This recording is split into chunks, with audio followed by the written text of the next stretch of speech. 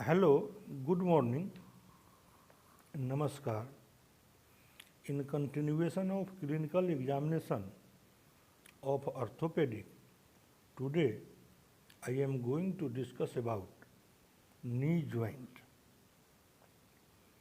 So, a review of knee joint is the knee joint is at the end of two long bones, that is tibia and the femur.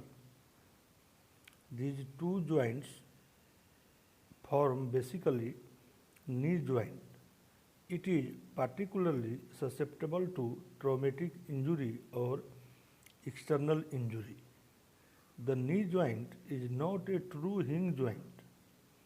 The knee joint is not a true hinge joint as presumed to be. It consists of two components. Number one, the patellofemoral joint. The patellofemoral joint. This is an example of saddle joint. And second is the femorotibial joint. This is the example of hinge joint. Thus the knee joint in its true form is a compound synovial joint. The knee joint in its true form is a compound synovial joint. Knee joint The knee joints lacks the stability of the hip because little stability is furnished by the rounded contour of the femoral condyle and the flat tibial plateau. For stability, the knee must depend largely upon soft tissue, the capsule, the quadriceps muscles, and four ligaments: the tibial collateral, the fibular collateral, and the anterior and posterior cruciate ligament. Ligament is tibial collateral ligament, the fibular collateral ligament, the anterior and posterior cruciate ligament. The knee joint is an unusual because it contains ligaments deep within the joint, that is the cruciate ligament. The knee joint represents a real challenge for diagnosis and treatment. Problems related to knee joints. The knee joint could be affected due to generalized disorder like developmental, metabolic, rheumatic, etc.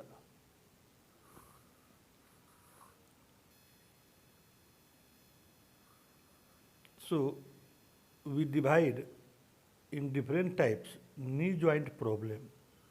It is divided into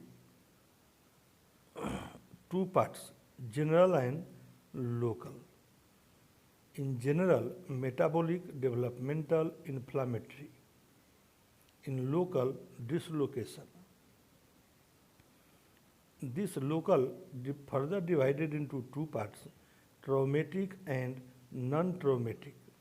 Traumatic further divided into two parts, road traffic accident, fall, and a sports injury. Injury occurs due to a sports or game or after any game.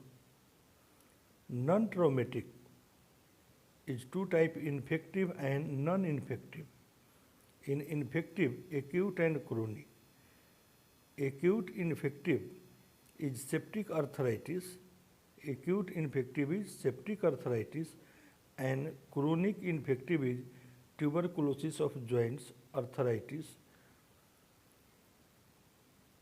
Charcot disease or Charcot's disease. Non-infective, tumor, growth, disturbance, osteoarthritis. Number two, associated structure. Associated structure, patella and bursa.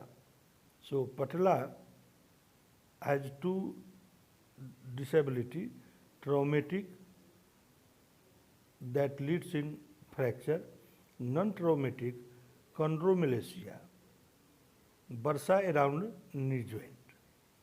So this is the classification of common complaint or diseases in knee joint. When we start a history taking or case taking of a knee joint complaint, we see pain, swelling, limb, restriction of movement, deformity,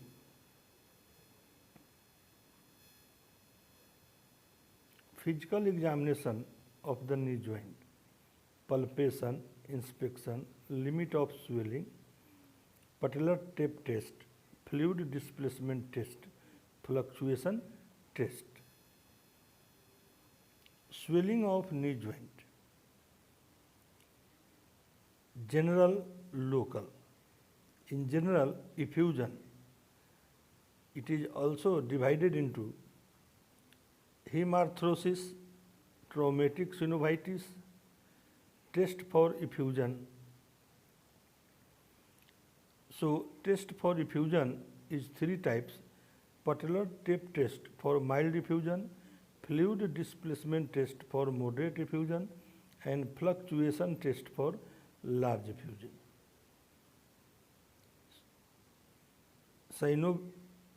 Synovial membrane thickening due to chronic knee disorders, that is tuberculosis and rheumatic arthritis. And number 2 is local.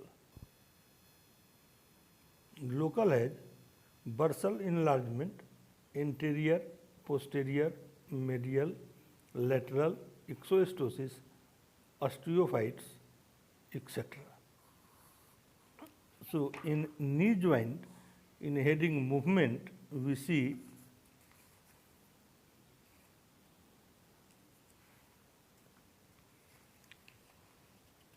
angle of movement or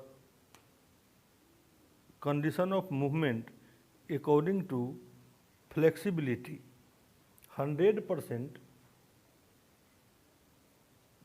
a straight leg is present in diseased conditions. So, in next slide, we conclude the in detail rest part of examination of knee joint. So, today we see anatomy, type and different headings in examination of knee joint. Thank you for watching. Like, share and subscribe.